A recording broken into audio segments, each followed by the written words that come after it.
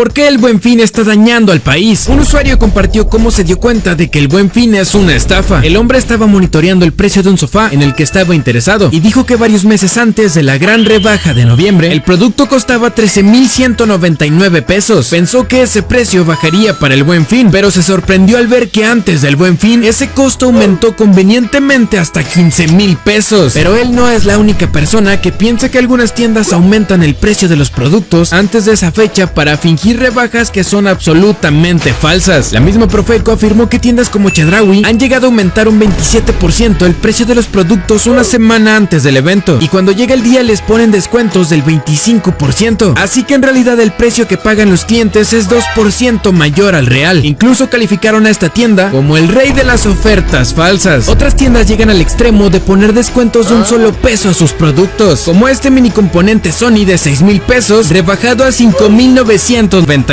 Y es que algunas personas no se dan cuenta de esto y los echan a su carrito rápidamente para que nadie les gane la oferta. Aparte de todo, muchos de estos productos ni siquiera son nuevos. Algunos clientes no lo saben, pero las tiendas tienen todo el derecho de vender productos que fueron devueltos por otros clientes bajo la etiqueta de producto reacondicionado. Estos productos presentaron fallos con anterioridad y aunque las tiendas aseguran que fueron reparados, muchos aseguran que no hay nada que nos dé seguridad de que así fue. Así que si lo que buscas es un producto completamente nuevo, asegúrate antes de que no tenga esta leyenda. Bueno, aunque tal vez lo primero que debes verificar si vas a comprar en estas fechas es que sea una tienda real. No te vaya a suceder como a una señora que compró una lavadora y no se dio cuenta que era una página falsa de Chedraui. La página que visitó incluso tenía el mismo logotipo que la cadena de supermercados, pero en realidad había sido hecha por unos estafadores que querían aprovechar el revuelo que rodea esta fecha para generar un poco de dinero. Claro, los productos que ofrecían eran totalmente falsos, simplemente ponían un precio mucho menor que el de otras tiendas para atraer la atención de los clientes. Después pedían que los compradores depositaran a otras cuentas la cantidad que se mostraba en la página. Las personas jamás recibían sus productos y al terminar el Buen Fin la página simplemente desapareció. Una de las quejas que más ha extrañado a la Profeco es que algunos clientes aseguran que existen productos fantasma en las tiendas departamentales, es decir que días después de pagar por un producto en línea, cuando el Buen Fin termina, les llega un mensaje de la tienda diciendo que no será posible que reciban el producto, pues no hay stock suficiente. Aunque aún no se sabe la razón detrás de estos productos fantasma, muchos aseguran que las grandes tiendas lo hacen para ser reconocidas como las empresas que venden más durante el Buen Fin. Pero si este evento llamado el fin de semana con menores precios del año realmente no ofrece ningún descuento que valga la pena, entonces ¿por qué lo siguen promocionando como tal? Algunos aseguran que el Buen Fin solo sirve para darle publicidad a las empresas participantes, pues la cantidad de anuncios que salen en televisión, internet y en las calles es suficiente para que cualquier marca logre un buen posicionamiento en la mente del consumidor, algo bastante conveniente, ya que cuando acaban las ofertas del Buen Fin, las personas comienzan a buscar productos para comprar en la época decembrina. Claro, sí existen tiendas que ofrecen buenos descuentos, así que lo que recomiendan los expertos es que compares bien los precios y pienses si realmente esa compra es necesaria. Picantes tan fuertes que ni los mexicanos podrían comer. Pollo ardiendo es un platillo cuyo sabor sin duda le hace homenaje al nombre. Este platillo típico de Corea del Sur asegura que cualquier comensal pida más de un vaso de agua, pues su mezcla de chiles y especias que baña piezas de pollo fritas es simplemente insoportable para cualquiera que no aguante el picante. El platillo llamado buldak era tan pedido por los clientes del restaurante que decidieron hacerlo accesible para el resto del mundo. Así que no te preocupes si no puedes ir hasta Corea del Sur, pues puedes conseguir una de estas sopas instantáneas en cualquier supermercado. Y si no aguantas también el picante, puedes comprar esta salsa diluida que no pica tanto. Parece que los coreanos son grandes fanáticos del picante, pues el plato kimchi jjigae, que contiene gran cantidad de chiles rojos, es uno de los más pedidos en los restaurantes del país. Aparte de tener este ingrediente, la preparación consta de calentar toda la mezcla de la salsa a fuego lento y dejarla hervir durante varios minutos, lo que hace que la salsa absorba todo este gran picor. Que estas papas en salsa no engañen, aunque sea un plato que se ve inofensivo, un solo bocado es suficiente para calentar todo tu cuerpo. Estas son las papas a la huancaína, un platillo de Perú que haría llorar a cualquier mexicano. Se dice que fueron inventadas por cocineras de la localidad de Huancayo en Perú, un lugar tan frío que cualquier cosa recién hervida se enfría en minutos. Los trabajadores hambrientos no tenían manera de calentar su comida en la obra, así que las cocineras tuvieron que idear un platillo que no tuviera que calentarse para reconfortar a estos hombres. Así que idearon una mezcla de papas hervidas frías en una salsa de queso con chiles habaneros, huevo y leche. Esta combinación hace que todo el cuerpo suba su temperatura y claro, también que te enchiles a más no poder. Tailandia es otro país asiático en donde el picante no falta en las comidas. Uno de los chiles favoritos es la pimienta de ojo de pájaro, que tiene un picante de entre los 30,000 y 50,000 unidades Scoville, una unidad que mide el picor de los chiles. Para que te des una idea, esta pimienta es 20 veces más picante que el jalapeño y es ocupada en el plato tradicional Tom Yum para encantar y espantar a todos los turistas que llegan al país. Si multiplicas el picor de un chile habanero 350,000 veces, tienes como resultado el Pho Curry, el curry más picante del mundo. Esta preparación tiene un puntaje de 1,000,000 en la escala de Scoville y solo los más valientes se atreven a probarla. Se dice que los cocineros encargados de hacer el plato tienen que usar máscaras de gas para no terminar completamente aturdidos por el humo picante que sale de los sartenes. Y es que para alcanzar este nivel de picor se tiene que utilizar una mezcla de los chiles más picantes. Claro, este no es un curry que se coma a diario, solo algunos restaurantes especializados lo ofrecen, pero sorpresivamente siempre se llenan de filas de comensales dispuestos a llevar a su paladar al siguiente nivel. Solo unas contadas personas han logrado acabarse todo un plato del Pho Curry y al terminar esta gran hazaña reciben un reconocimiento de parte del restaurante por haber soportado este nivel de picante. En Etiopía te dan este platillo cada vez que llegas a un hogar o un restaurante como muestra de amistad, pero seguramente el picor ha logrado romper más de una relación. El guate está hecho a base de especias y chiles que cubren trozos de carne y resultan en una espesa salsa cuyo picor es inimaginable. Tradicionalmente se da guata en la boca de los invitados de restaurantes para decirles que están más que bienvenidos y si logran pasar la prueba se convierten en grandes amigos. Descubre estas 4 señales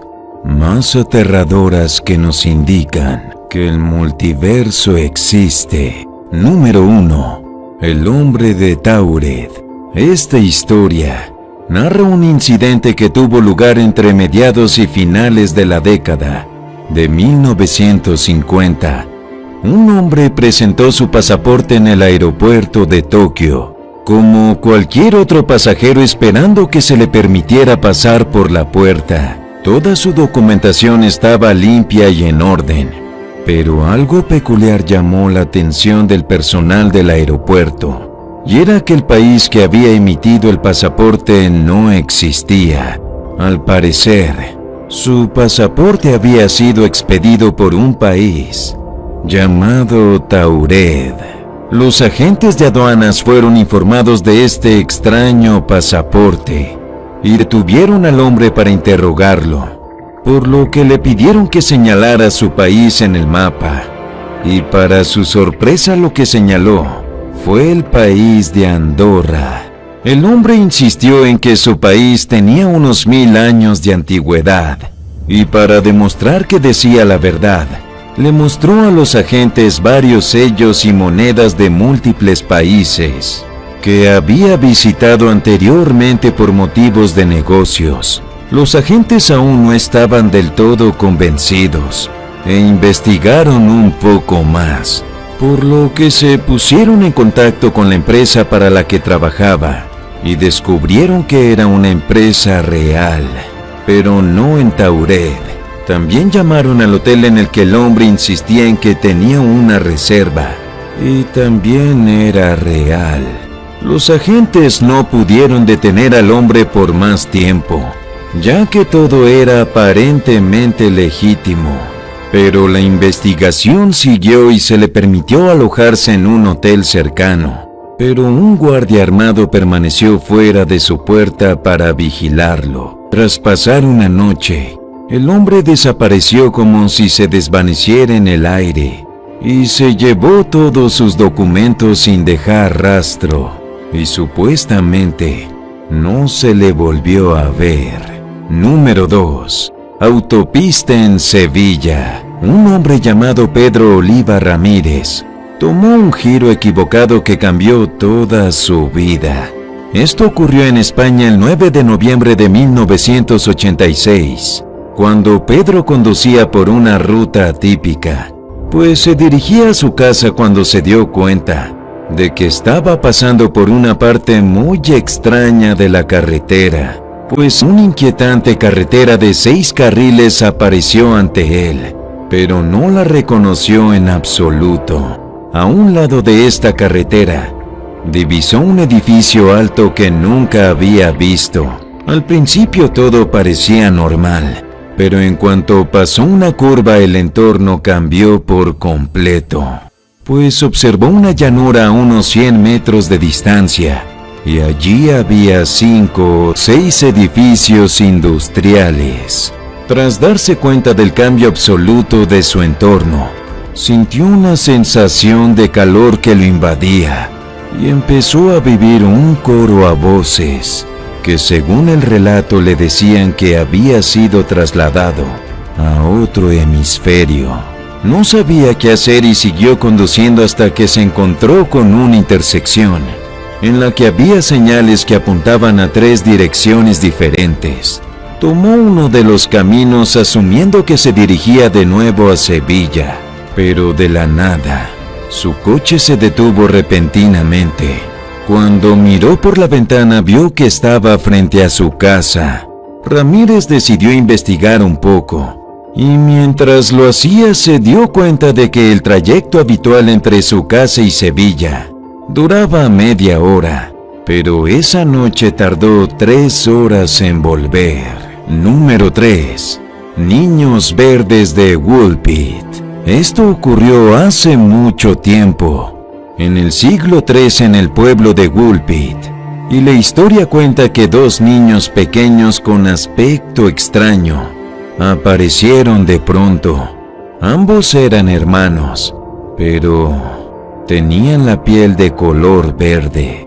Además hablaban un idioma único, pues nadie lo había escuchado antes, y su ropa también era bastante extraña. Los lugareños acogieron a los 2 niños, pero por desgracia el niño enfermo falleció, quedando solo la niña viva. Esta se mezcló entre los pobladores y comenzó a vivir la vida común y comer los alimentos del pueblo. Poco a poco su piel perdió el tono verde. Cuando aprendió a hablar el idioma local, les contó a todos los lugareños que ellos venían de un lugar donde todos tenían la piel verde y el sol no brillaba. Según ella, estaban pastoreando el ganado de su padre y de pronto oyeron un ruido fuerte y llegaron hasta ese lugar. Número 4. Efecto Mandela. Sin duda, la señal más espeluznante del multiverso tiene que ser el efecto Mandela. Este se trata de un fenómeno donde se observa que una gran parte de la población recuerda un acontecimiento que de verdad no ha ocurrido, o por lo menos no en esta dimensión.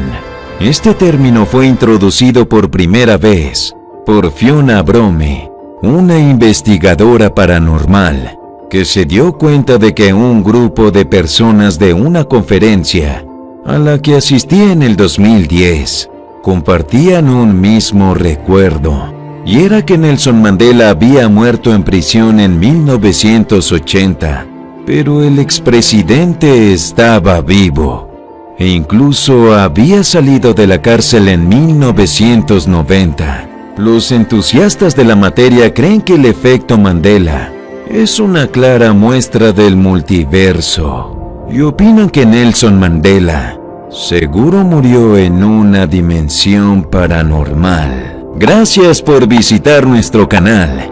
Nos vemos en otras historias misteriosas.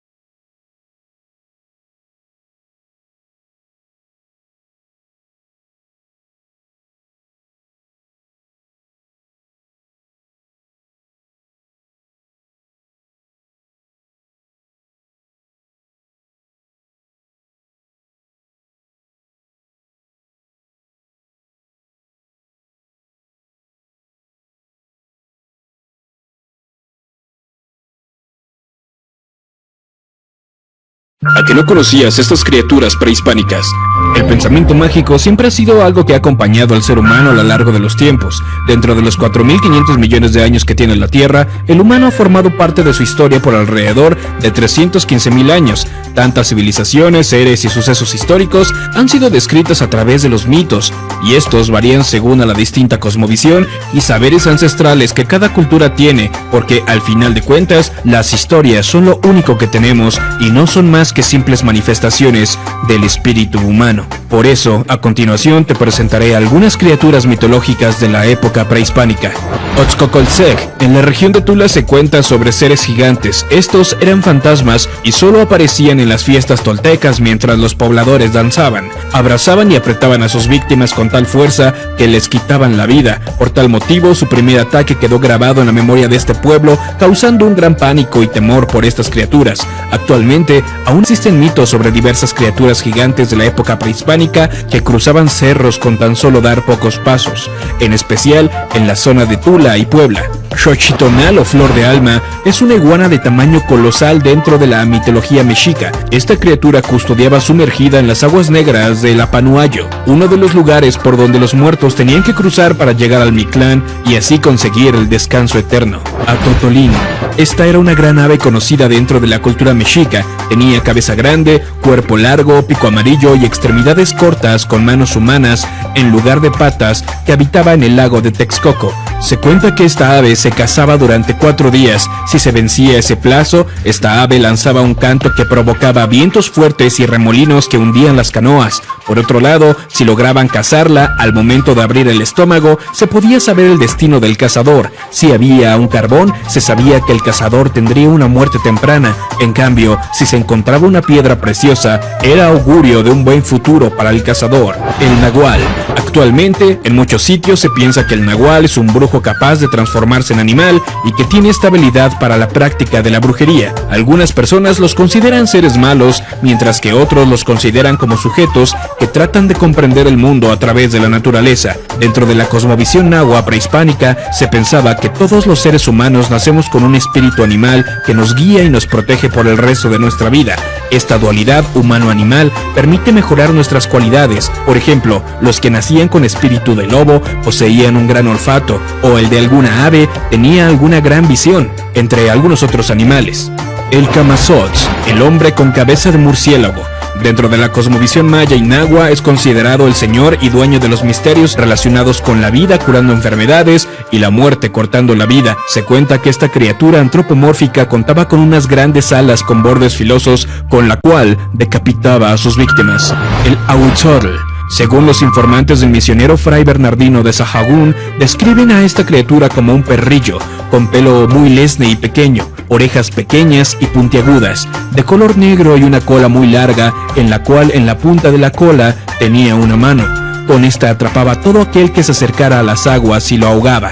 Además tiene pies y manos como las de un mono y vive en los manantiales y lagos. Este ser estaba al servicio de las deidades de la lluvia, quienes elegían a la víctima y sus almas para llevarlos al paraíso. Generalmente atraía pescadores mediante un sonido parecido al llanto de un bebé, para después arrancarle los ojos, las uñas y los dientes. Se dice que se trataba de un animal ahora extinto que habitaba el lago de Texcoco. Alush o Aluche. Estas criaturas eran de un tamaño muy pequeño, muy parecidos a los duendes en su apariencia y forma de ser, con un carácter muy inquieto, haciendo travesuras como cambiar de lugar las cosas o aparecer en sombras. Además se cuenta que son más antiguos que el sol. Tienen su origen en la cosmovisión maya, que abarca lo que hoy es Guatemala, Belice y el sur de México. La particularidad de estos seres es ser protectores de la naturaleza. Eran creados por chamanes a partir de encargos, por eso se realizaba un ritual en el que se utilizaba barro virgen para su formación. El trabajo de estos seres era cuidar los terrenos animales y cosechas durante un periodo de 7 años. También eran muy fieles a sus amos. Al terminar su ciclo de vida, estos seres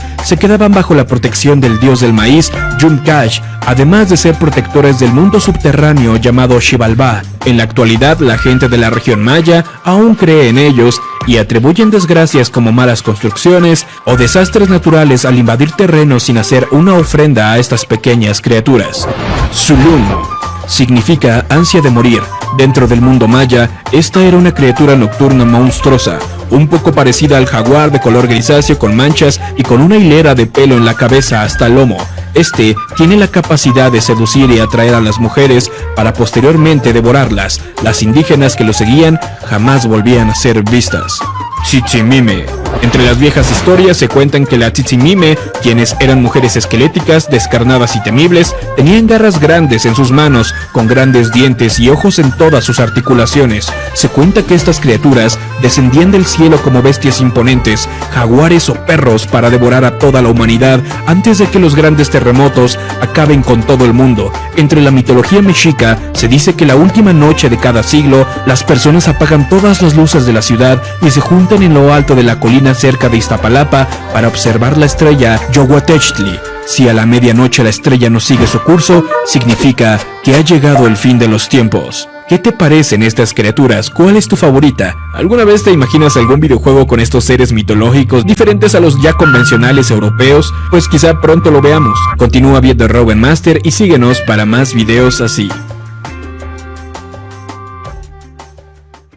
Así es como se ven ahora los memes más famosos. Imagínate ganar $500,000 gracias a una vergonzosa foto de tu infancia conocida por el meme de la niña del desastre. Zoe Roth y su diversión por las llamas siguen alcanzando el éxito 14 años después. Todo comenzó a sus 5 años cuando su padre no pudo evitar tomar esta graciosa y artística foto con su nueva cámara luego de que una casa en su vecindario fuera alcanzada por las llamas como parte del entrenamiento de los bomberos. En ella su hija parecía disfrutar de la peor catástrofe de todas y era tan buena que 3 años más tarde fue premiada en una revista que la viralizó por todo el mundo, ya que las personas editaban la imagen para que la pequeña sonriera mientras había toda clase de escenarios detrás de ella. Por muchos años Zoe estuvo harta de ser un meme hasta que en el 2021 tuvo la oportunidad de venderlo como un NFT. Después de recibir una importante suma de dinero, volvió a tener la misma sonrisa que cuando era pequeña. Y es que en realidad los memes no solo hacen reír, sino también pueden salvar vidas y unir a todo el internet por una buena causa, como el bebé exitoso, quien recaudó más de $100,000 y pudo pagar el tratamiento médico de su padre. Sammy Greener tenía tan solo 11 meses cuando fue nombrado el bebé más famoso del internet, después de que su madre le tomara esta épica foto en un día de playa y las personas la utilizaran para celebrar las pequeñas victorias de su día a día. Su meme fue tan popular que incluso la Casa Blanca lo utilizaba para dar sus mejores noticias. Su vida es una auténtica historia de éxito, pues desde muy pequeño la salud de Sammy tenía muy preocupada a toda su familia y cuando por fin logró recuperarse fue su padre quien tuvo que pasar años luchando contra un terrible padecimiento, aunque claramente Sammy ya no era un bebé y en 2015 aprovechó al máximo la popularidad para salvarlo. En la actualidad ambos están más que saludables y muy emocionados por descubrir cuántas victorias tendrá Sammy ahora que entra a la adolescencia. ¿Crees que una foto podría arruinarte la vida? El meme de la novia celosa ha sido lo mejor y lo peor que le ha pasado a Laina Morris cuando en lugar de impresionar a Justin Bieber terminó volviéndose una celebridad millonaria. Probablemente todos hemos visto esta aterradora imagen que nació en 2012 por un concurso en el que Justin les pedía a sus fans que sacaran su propia versión de la canción Boyfriend como si ellas fueran su novia. Fue así como Laina, quien en ese entonces estudiaba la universidad, pensó que sería divertido crear un personaje que tuviera una obsesión por su novio. Cuando publicó el video en sus redes sociales, jamás imaginó que a la mañana siguiente ya sería un meme que le arruinaría sus citas durante muchos años. Ella intentó tomarlo con humor y comenzó a subir más videos que rápidamente la llevaron a la fama, conociendo a celebridades, a otros memes